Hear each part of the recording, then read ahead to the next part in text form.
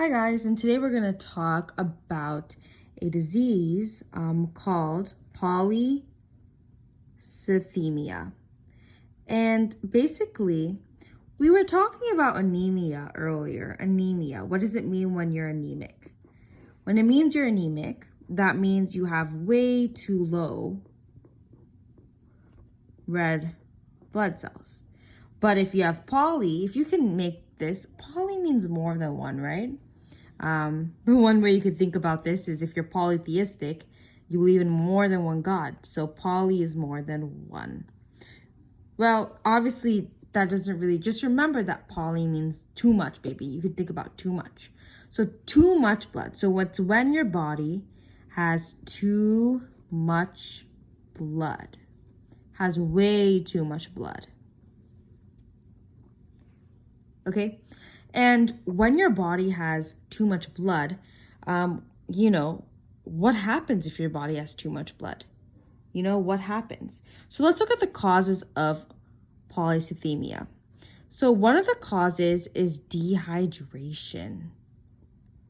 So, okay, when I first learned this, I was like, how the heck does dehydration link to polycythemia? Like, how does that happen? Oops, that's a horrible arrow. What is the link between that?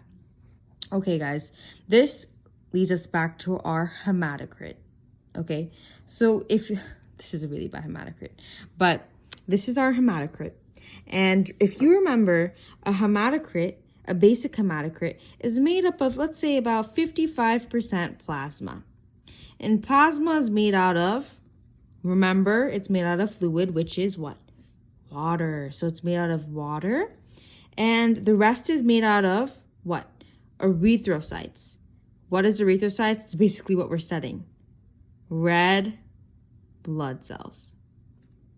Okay, so in a normal hematocrit, let me spell that word out for you. Hematocrit. That's one word, but it wouldn't fit. Hematocrit, that's a hematocrit. You would have a decent amount of blood, but you would have more plasma than blood. But what happens when you're dehydrated? Okay, so this is the normal. Let's write normal hematocrit right here. Normal hematocrit. So what about an abnormal hematocrit? An abnormal hematocrit. So in an abnormal hematocrit, let's draw the hematocrit. When we're dehydrated, that means we're going to have less plasma. Meaning less water. And if there's less water, you're going to have way more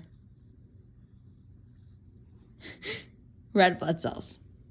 Okay, so let's compare these two. You can definitely tell that there's way more red blood cells when there's dehydrated. So that's what we're talking about. Dehydration leads to polycythemia, which is more red blood cells. Now you may be thinking, okay, let me just draw right here. Doesn't more red blood cells lead to, I don't know, like more oxygen? That was a horrible more oxygen? And isn't that good? Okay, I mean, we can think about this, right? If you have more oxygen, that's good. But if you have too much, you're going to definitely overwork your body. You're overworking your body because your heart has to pump too much red blood cells, meaning that it would work, but, your body's not like a superpower thing. It's a normal human body. You have to have and be in homeostatic balance. So another thing that can cause polycythemia, a second cause that we can look at is basically something that we call, or what you can take, and it's called erythropoietin mimicking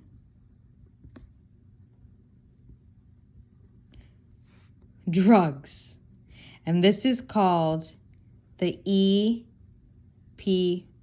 EPO.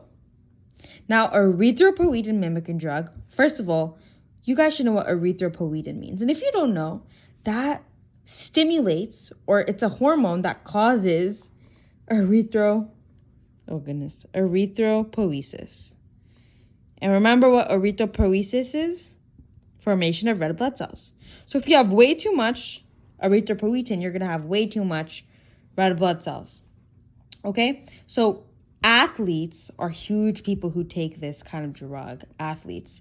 One athlete we can think about is Lance Armstrong. And Lance, my guy Lance, he was a biker, cyclist, right, for the Tour de France. And he basically took EPO.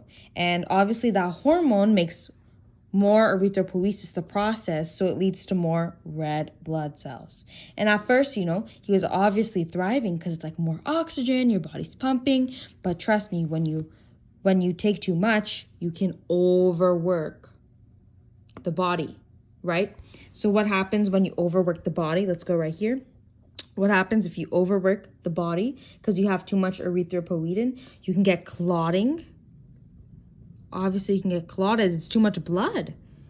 You can get a stroke and heart failure. Heart failure because your body's pumping way too much EPO.